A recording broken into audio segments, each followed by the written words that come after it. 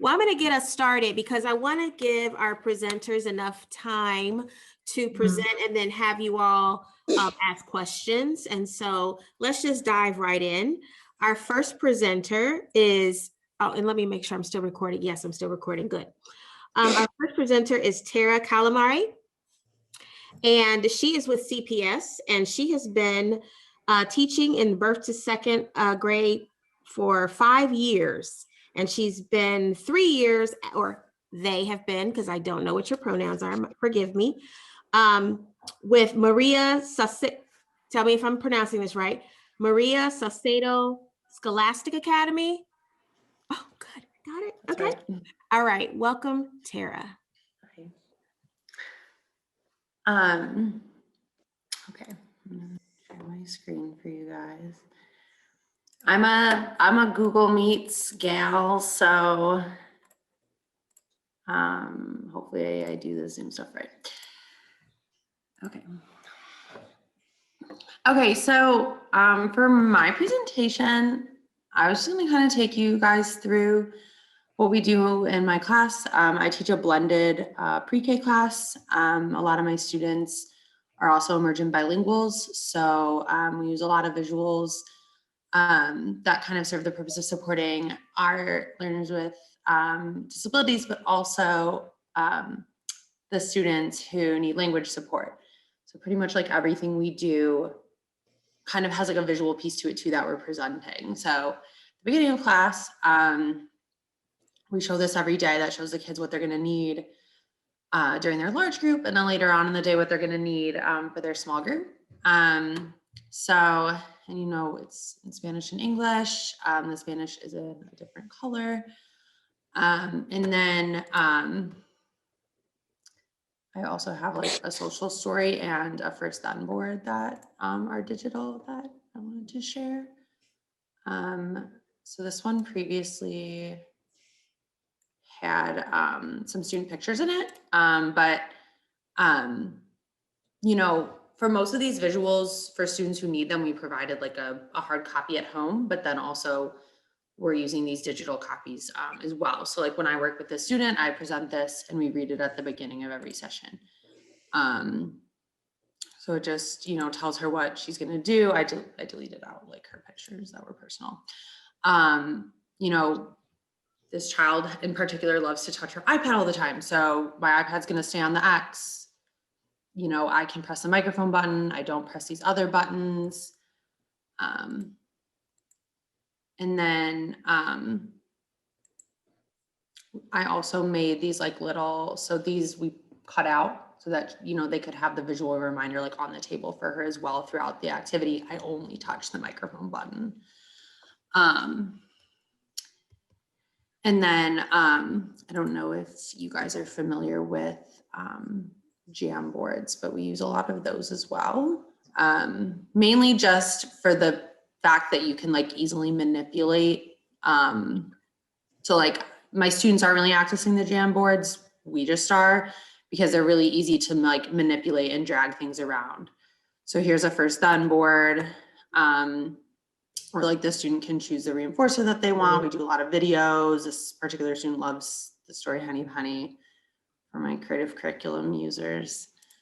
Here's an English version, you know, so it's something I just learned about Jamboards is that you can't paste in by right clicking, but you can Control V to paste it. And that was a big game changer for me. So if any of you use Jamboards, Control V and you can paste things in.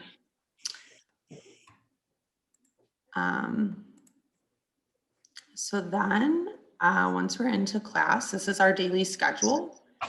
So as we go through the day, we just click, this is a Google Slides. So we just click through and the arrow. So like each, it looks really seamless, but essentially this is just like what, 8 different slides where the arrow is pointing to a different thing on each slide. So all I have to do is change the slide and the arrow moves. And I made like I said, like a hard copy for the kids who needed that. And it like looks, you know, like how a visual schedule would look in person in your classroom. And they can move their own little arrow at home too. And And then this is just like a fun organizational trick. Any visuals we need per activity, I linked to the slide. So like, for example, when we do our gross motor, I can just click right on the gross motor picture and it opens our gross motor slides. So that's been, I want to log into my CPS account. I'm not going to do that. Hold on.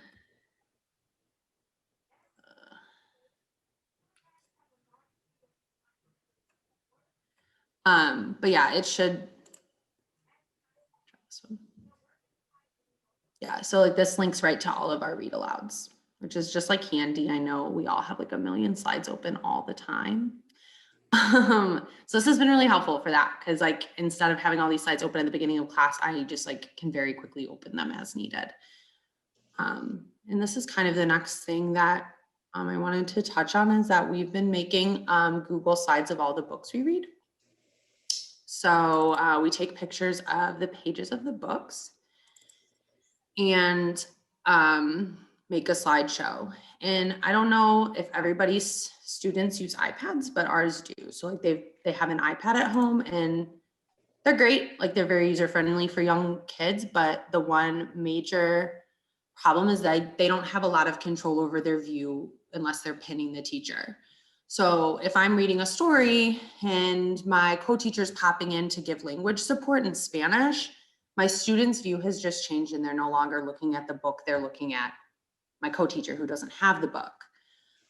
So we started doing this, and when you're presenting, their view doesn't change no matter like who's talking. The book is always what they're seeing the biggest. And that I think has been really beneficial for a lot of like our students who struggle with attention and things like that. And we also sometimes translate the book like directly. Like this is just a text box where we wrote in a Spanish translation because this book is not, you can't find it anywhere in Spanish. So that's like a nice plus as well. You know, you can draw your students' attention to certain things using your cursor or using the little laser. You know, and I think it's been really good for attention building activities. And I think kind of the last thing is we also use Jamboards a lot for question of the day. And that was kind of another time where I think we were kind of struggling with how to, oops, this is all my students' names on it. So that was another time that we were kind of struggling with how to kind of have multiple people talking at once, but still having the students seeing what we want them to see. And the Jamboard's been really helpful with that, as well as, you know, times when you need to show a visual for a question of the day. And I think that's about my time. So I don't want to go over. I don't know if we were to do questions like at the end, like after Yadira or. So I did just get a message that we're going to go until 7:10. So I think it might be beneficial to do a Q&A for you right now while it's still fresh with everybody. And I'll just watch the time because you went shorter than your allotted time. So we've got some. Oh, okay. I didn't know exactly what time we started, but yeah, I don't know. Does anyone have any questions? It's like a lot of different stuff.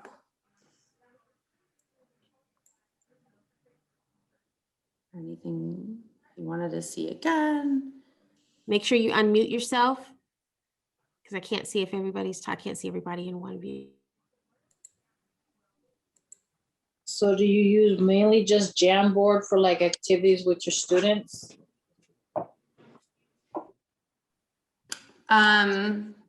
Like Jamboard instead of something else, or like, are you asking where I made most of the visuals?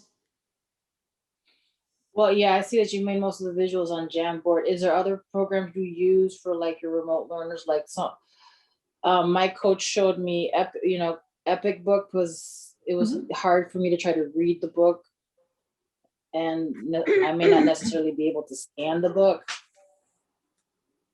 Yeah, So. we haven't done a lot of, like, I know Epic, I send Epic home to my students, but I don't, I guess I can stop sharing for now.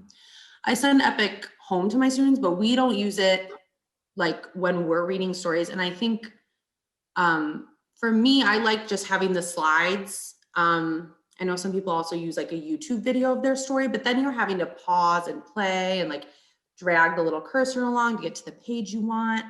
And I think the Google Slides, taking pictures of your book pages and putting it into slides offers you a lot more control over like the pacing and things like that.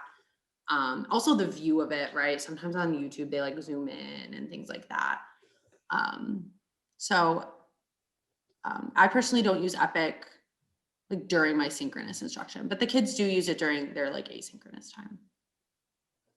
So I use a lot of Jamboard and then a lot of Google Slides, which I think they both, neither of them is as good as like smartboard activities, right? I don't know if anyone has a smartboard where you can like do a lot of that like resetting of activities and grouping of pictures. Google Slides and Jamboard don't offer those things, but they do, I mean, they're very integrated. Everything can be on your drive. You can really easily share with other people. And I think there's some benefits there. Are you saying Google Slides or Google Sites? Slides? Google Slides. And I think Gwendolyn had a question about how to get into Jamboard. Yeah, I can kind of like show what creating a Jamboard looks like really quick. So if your school uses Google, I think like everyone has access to Jamboard, like if you have a Google account. So if I wanted to,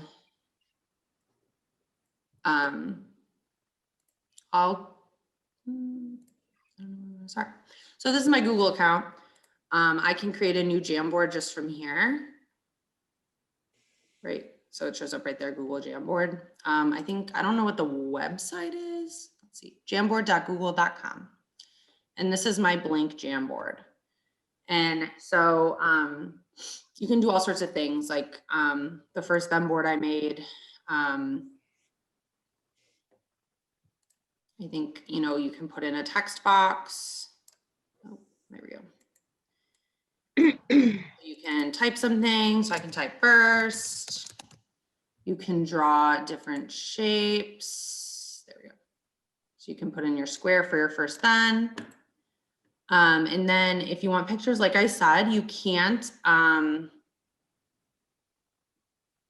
search from the web on here, but sometimes you don't get very good stuff. In my experience, at least, you get weird pictures.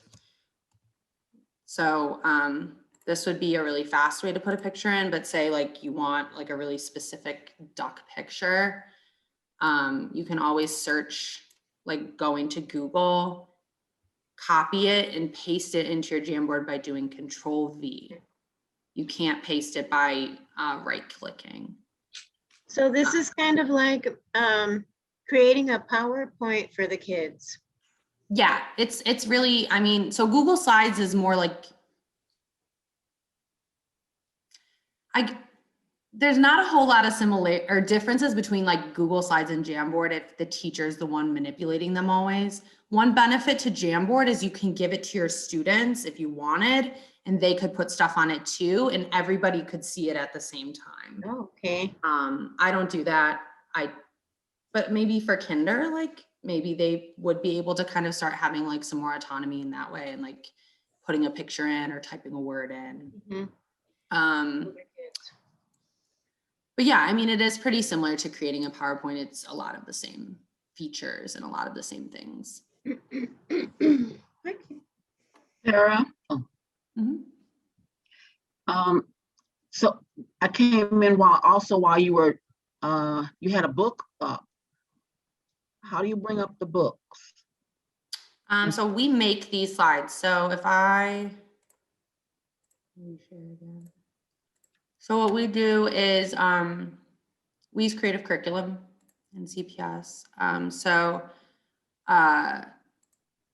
I take a picture of every page of the book on my phone, upload those to Google Drive and insert them in.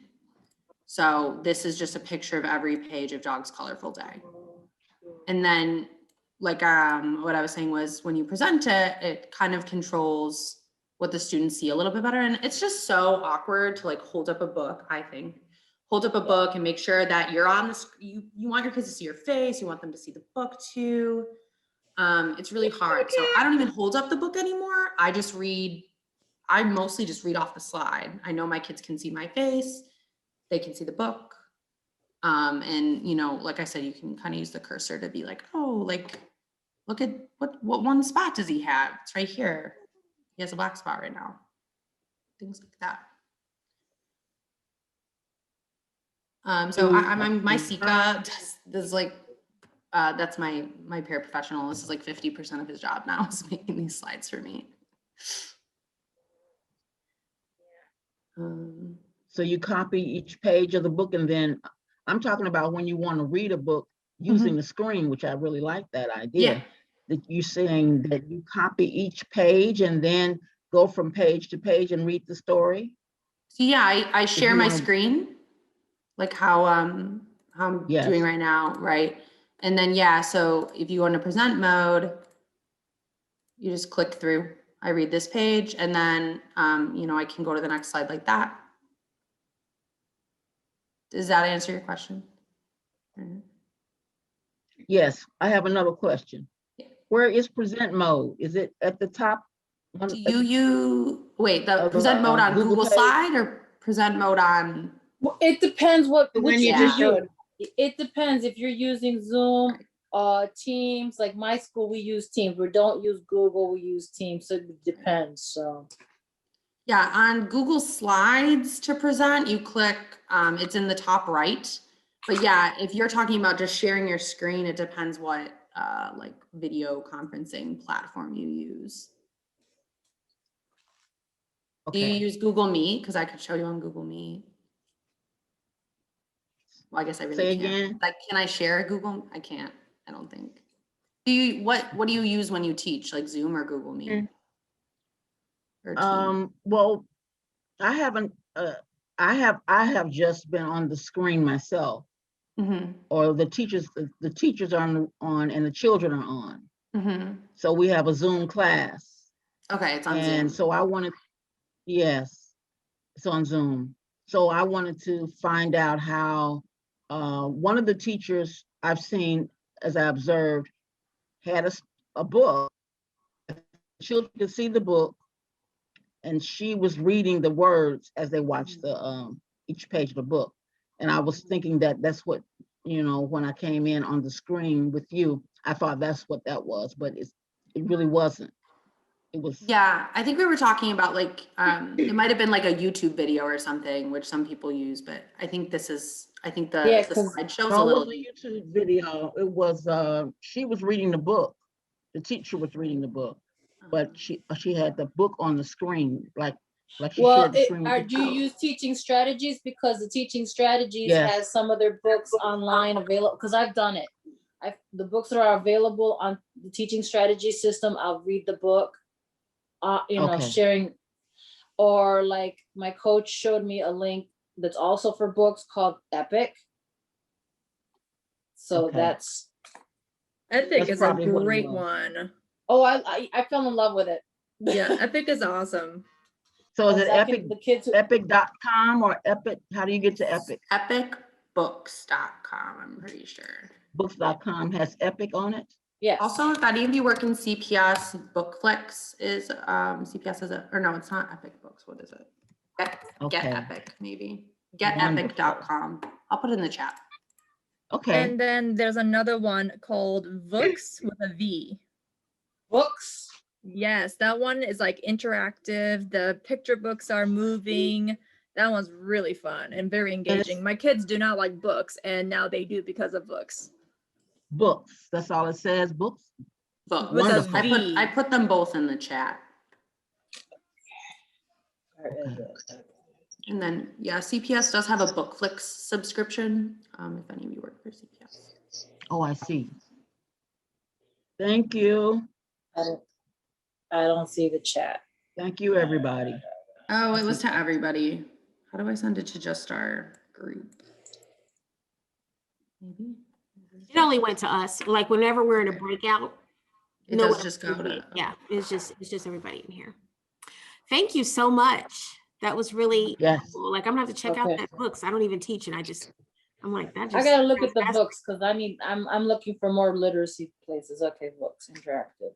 That's great. That's great.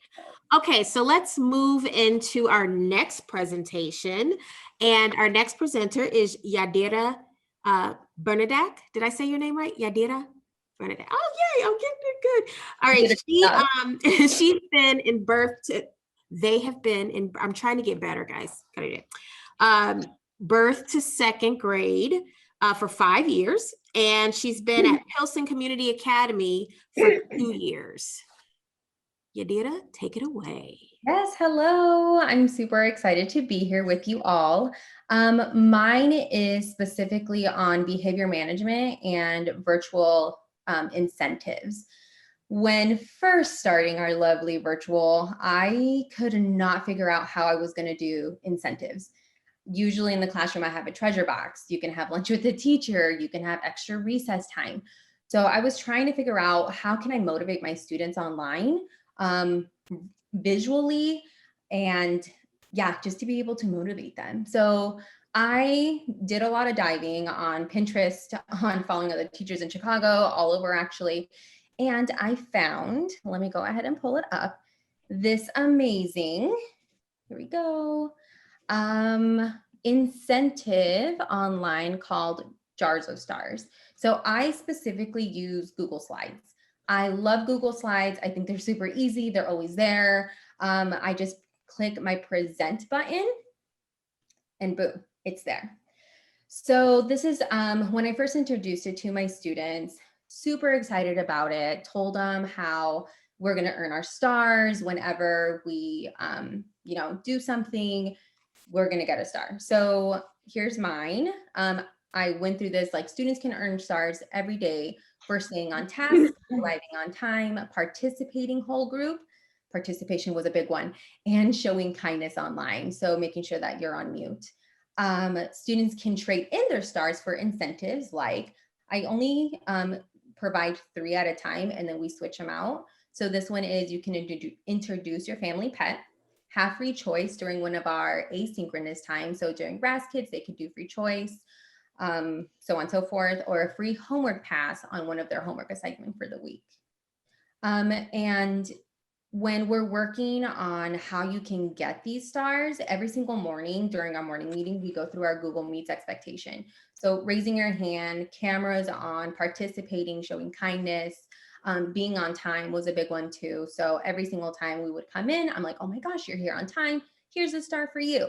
So this is what our jars look like. Oop, let me click on the next slide, I think. Oh, here we go. So not only do they have their individual stars, we also have our community stars of jars. Our students also need to learn how to be able to work together. So we have our goal is 10. Whenever we get to 10, then they get to pick one of these. So not only is it an incentive, it's also, it has a little bit of hints of math in there. So we're working on 10. I like to focus a lot on subitizing. I like to also just throw in, well, we have 1 star. How many more do we need to get to 10? And they have so much fun. They're like, oh my gosh, we need 9 more. So we change that there. We have 1 star in our jar. We can earn blank, blank, blank, blank. And we get to choose which one by voting as a class whenever we actually meet the 10 stars. And then let's look at our individual ones. So then here's our individual stars. There's a student's name, lovely little star, and they actually got to choose their own color. They were so excited about choosing their own color. So David has 5 stars. When I drag them over, I'm like, David, you were on time, drag over. David, you were raising your hand, drag over. So and then David can see I have 5 stars. He can also subitize it by seeing he has 5, or if he's not there yet, he can also just go ahead and count it. And then so on and so forth. So I like to focus just on 3 at a time. So I'm like, okay, David, Adam, Maria, Kate, go ahead and look at your stars. Give them a little bit of time. At the beginning, I would have them count and then they would tell it to me. But, just kind of getting used to it, that took a really long time. But the more we practice, now they're getting it so much faster. And yeah, let me see. I also, you see these stars over here, there's so many. I had to copy and paste a lot of stars in there, so it'd be easy to click and drag over. So I wouldn't have to like copy and paste a lot. Oops. And then there's just the other ones of my students. And then I always like to add the teachers that are in there because students really love to see like, oh, did Miss Bernadac get a star today? And they'd be like, yeah, she did. And even sometimes when I don't give myself stars, the students themselves will be like, Miss Bernadac, you didn't get a star today. And then I will just ask them like, well, why do you think Miss Bernadac gets a star today? And they'll say like, you were raising your hand, you were on time, Miss Bernadac. So they really, really enjoy it. Let me go ahead and show you a few little fun details. So unfortunately, like Jamboard, I do like Jamboard as well. I do have to get out of the presentation mode in order for me to be able to click and drag a star. So whenever I am presenting this to my students, either when they're working, I will have this up and I will just click, drag, and then I go ahead and change it for them so they can see. And yeah, on the bigger stars, I always have to copy and I have to paste just because I don't have a different jar, but I mean, I could always do that. Another thing that I really like about this is I ended up doing it in increments. So when we first started learning just counting by fives, I would say like your goal is 5. So they were getting those stars pretty quickly. When we started going into 1 through 10, okay, friends, now we have to try to get 10 stars. You can do it going to 10. Now my group is going actually all the way to 20. So I was like, now we have to try to figure out like, let's get 20 stars. You got this. And so it's just helping them out with like their math skills, but also giving them so many stars and they get so excited about it. So this is not my personal class.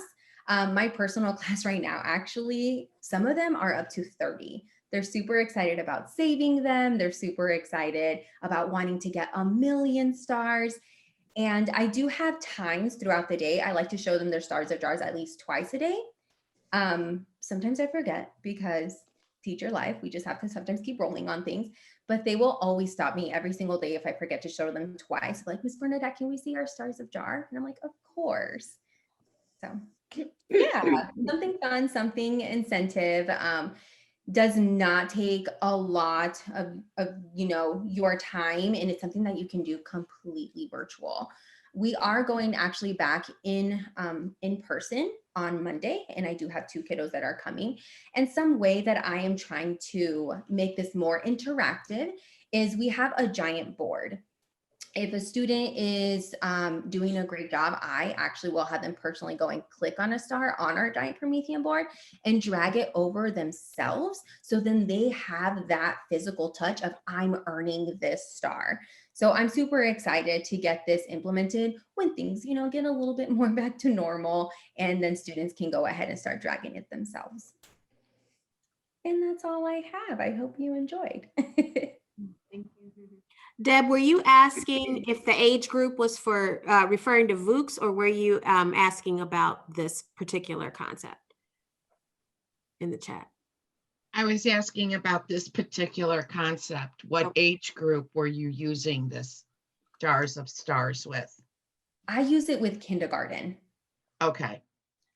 So would it work? Do you think it might work with preschoolers? Because my circle time is, because of preschool, we're doing it like once a day for 30 minutes. But I think with preschoolers, I think they would honestly love to see that too. I like to think of it as kind of like a sticker chart, right? Like we love to get that little sticker. So with pre-K starting with a low number and like you showing them like dragging the star over and like doing the little celebration, I think it would work great with pre-K. It's worth a try.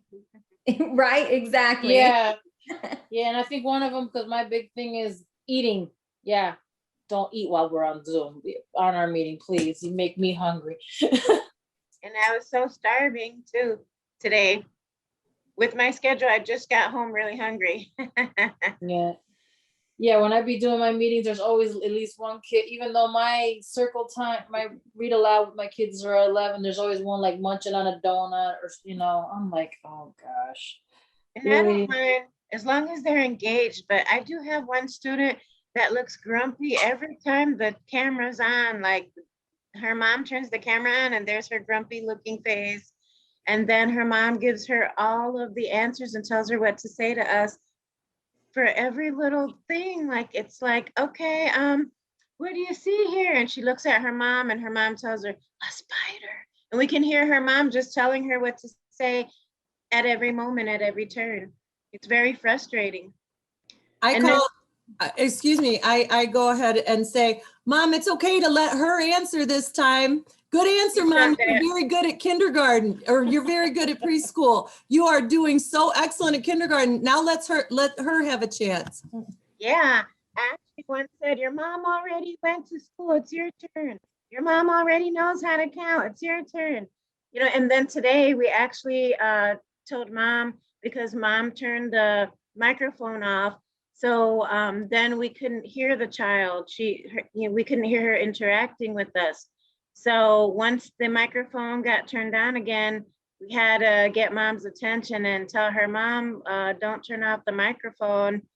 You know, we're trying to interact here. It's really frustrating. You know, there's some kids that can do it and they're really engaged online and their parents are so helpful. But this one is, I guess I just had to vent a little bit. I don't feel bad. Today I had one where the camera was off, and I'm trying to, I'm sharing my screen, showing her where to go to turn it back on, because I get it. There, you know, the parent is monitoring like 3 other kids remote learning. I'm like, oh, good. Because you can hear them. You can hear the other, you can hear the siblings and their classrooms going on. And I had to ask her, do you have headphones? No, but my sister does. I said, I think next time ask her sister if you can use her headphones. It's like, Terra, you had a question? Yeah, I was wondering, so do they get individual rewards, or is when their individual jars are full, is that how they get the whole group star? I don't know. No, you're totally fine here. So they actually get individual and they also get whole group. So yeah, okay, this right there, those were their individual. Okay. yes. And then this other one is where they have, like, we get to vote together as a whole group. Yeah, I think these are the larger rewards are like, make a lot of sense to me. Those are really cute. I think Like that might need I feel like that's what I've to struggled with, is like, what do you give a kid for a reinforcer right now? They're like at their house, they probably have most of the things they like there. Like, but yeah, I think these are really fun. I'm gonna give the mom a star for every time she doesn't interrupt. I think it applies though too. I think what's really fun is, even though I just have these 3, I did have to take out lunch with the teacher because holy moly, they loved lunch with the teacher. And I was like, okay, let's take a little break. Sometimes I need lunch for myself. But I think what's so neat is, even though I only give them these 3 options, sometimes they'll be like, well, Ms. Bernadac, I know we have talent show in our whole group, but I really want to show a talent myself. So I'm like, okay, that's totally fine. Like, let's do it right after lunch. You'll be able to do your talent. I do take a screenshot of our students' stars of jars. I cropped theirs individually and I send it to parents, and like, they did such a great job. They earned their 10 5 stars. This is the incentive that they will be receiving. And families love it too. They always tell me like, oh my gosh, they love the stars. Thank you so much. And it just gives a lot of like positive reinforcement as well. And it helps build that trust. I have a question. Did you state how they earn their stars as a whole group? Did you give some of those ideas, or is it similar to what you have here? I'm just thinking what that looks like holistically. Yeah, so I don't have it with me, not part of the presentation, but every single morning we go through our Google Meets expectation. So if our entire whole group is like right on time, like every single student pops in before my timer's up, then I give them a whole group star. If I see like all of our little hands up, I give them a whole group star. So when I see the majority, because I know sometimes we might have that little outlier, you know, that may not have their hand up, but we want to make sure that we praise them, I do give them a whole group. When it comes to individual, is if the whole group didn't, you know, make it on time, I do start rewarding just one at a time of like, you arrived on time, excellent work. I see you're participating a lot. I see your little hands going up a lot. You get a star. So that's how I individualize for individual stars and for whole group stars. Thank you. Of course. This did take a little bit of time to make, so I'm always happy to share so you guys don't have to invent the wheel. So I know I provided my email. And so if you want to email me, I'm more than happy to make a copy of this, send it to you, make your own copy of the presentation. And then I'll just be sending the one big one. So make a copy for yourself and then have fun. Can you share your email one more time? I try to scroll up, but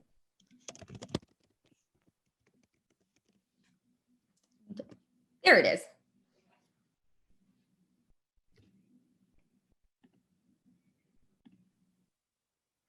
Are there any other questions? We have about 11 minutes, so Let me see here. don't know if anybody wanted to take this time to share some things that they might be doing while we're in the group, or dig deeper into what Terra and Yadira presented.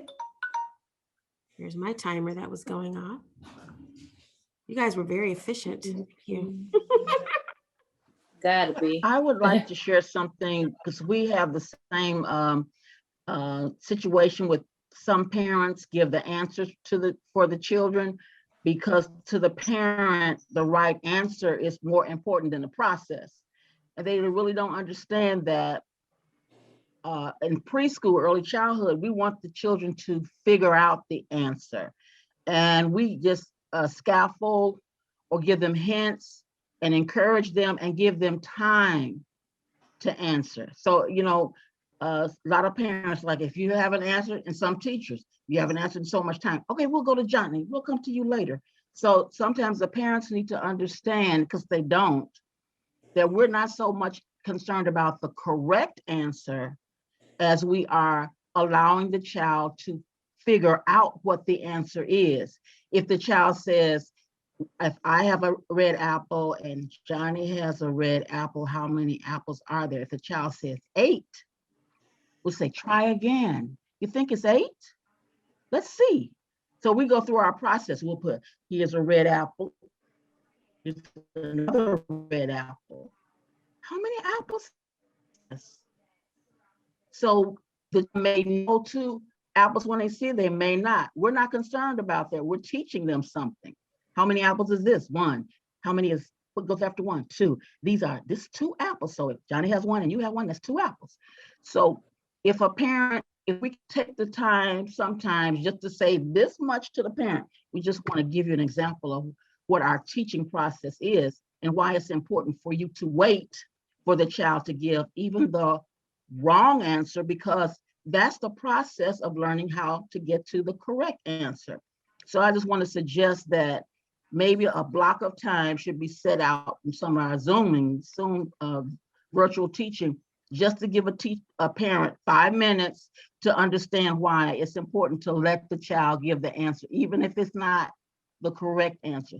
They're learning how to figure things out. That's just mine. That's what we do.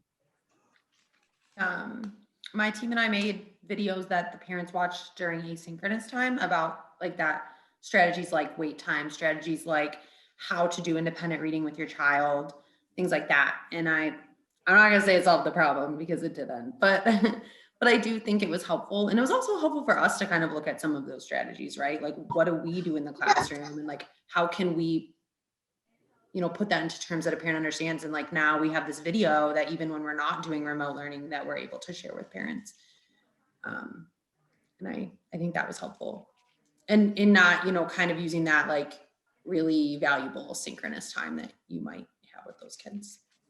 I also, I think that's a great idea. And then I also try to explain to the parents how important it is to make mistakes, that's okay, like it, because then we just check and double check.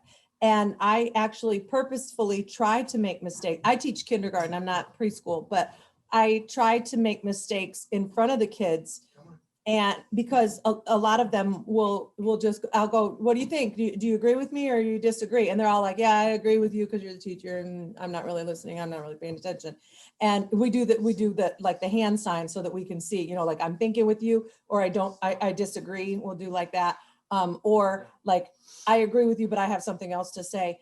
But anyway, I think it's important for the kids to listen actively and be able to say that, you know, like, no, I don't think you're wrong. And that gives them, like, if I'm there making mistakes, then that gives them permission to make mistakes. And then when the parents see that I'm doing that, they can see I'm using teaching time. I'm not giving up specific time to the parents, but they can see like the value of making the mistake and working through and checking and double checking to be precise.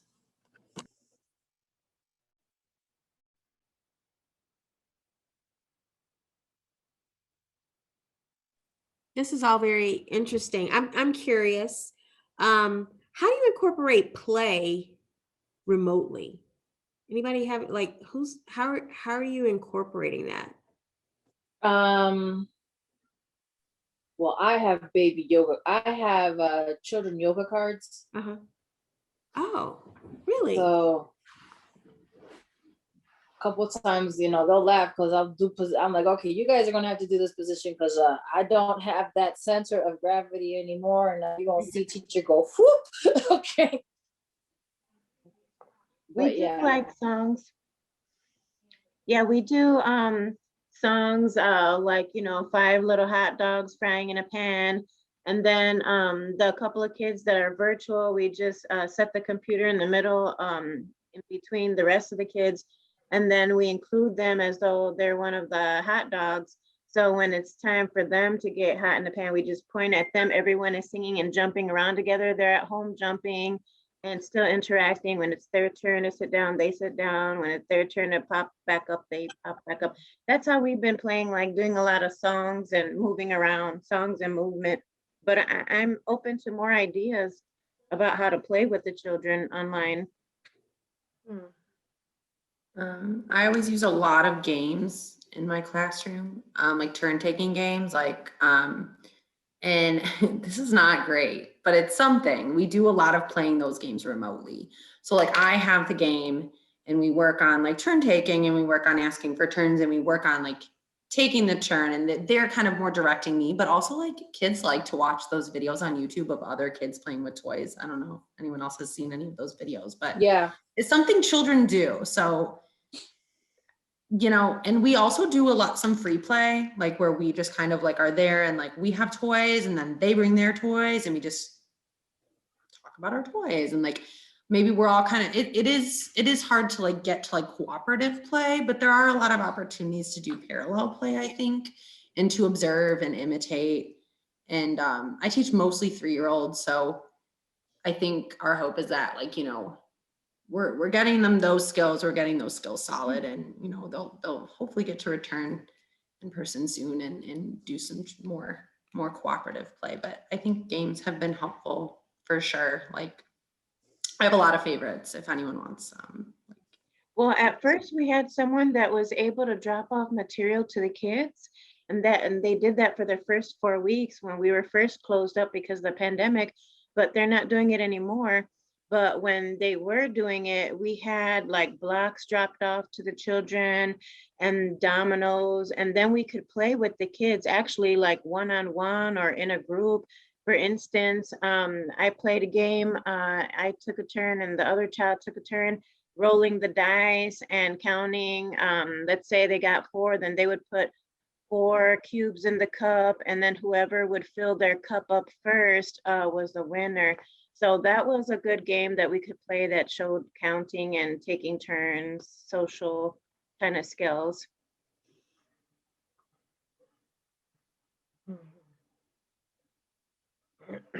And I would just like to add, I know that you guys are, that there's already a breakout about it, but scavenger hunts, I've seen teachers do scavenger hunts, which were so much fun to see them doing that. And Terra said a lot of the things that I wanted to say, so you're already on top of it.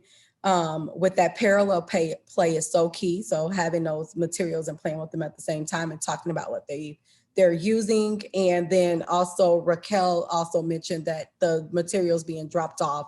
So I've seen teachers use Play-Doh at the same time and have the kids talk about what they're making, and not necessarily giving them an exact task, but letting them free play with it and then talk about what they were creating. And I think that was really great for them to get some observation notes about what those students were doing and enter that into TSG for those who utilized my teaching strategies. So. How do you play the treasure hunt game? So the teacher, she was like, I want you to go look. She did beginning sounds. So she was doing beginning sounds. And then she also did one when she was doing a clothing study, and she had them go get something that began with that sound that they Oh, okay. doing something with beginning sounds. It was really, really cool. Oh, okay. So much fun doing that. But there's so many different ways to do a scavenger hunt. Find something that begins with this sound. Or if you're working on colors, I know Terra teaches 3-year-olds, so maybe colors, things like that. Yeah. Shapes, yeah. That's fun as an adult, so I can only imagine. My concern is they'll run off to get it. They may not come back. So. Oh, Who Good gets point. back the fastest? You gotta get back fast, friend. You gotta come back fast, friend. Don't ask them to look for candy. I think if you build that routine, like if it's always the same time of the day,